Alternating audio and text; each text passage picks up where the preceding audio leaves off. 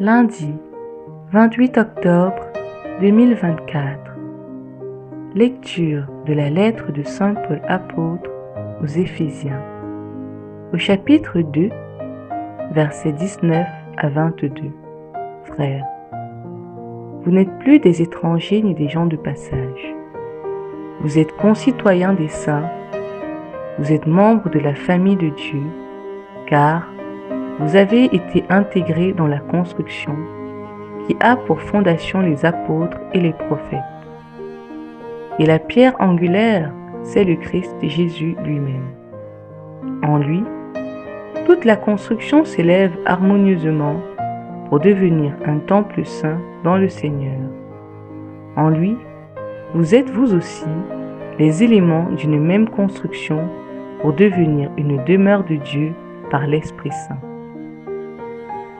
Évangile de Jésus-Christ selon Saint Luc, au chapitre 6, versets 12 à 19.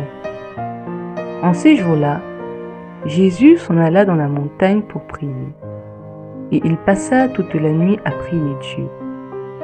Le jour venu, il appela ses disciples et en choisit 12, auxquels il donna le nom d'apôtres: Simon, auquel il donna le nom de Pierre, André son frère, Jacques, Jean, Philippe, Barthélemy, Matthieu, Thomas, Jacques fils d'Alphée, Simon appelé le Zélote, Jude fils de Jacques et Judas Iscariote qui devint un traître.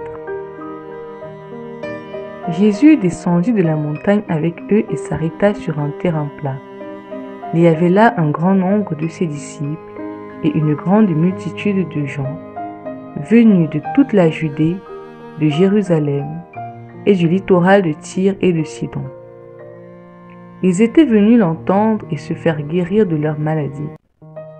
Ceux qui étaient tourmentés par des esprits impurs retrouvaient la santé, et toute la foule cherchait à le toucher, parce qu'une force sortait de lui et les guérissait tous. Parole du Seigneur.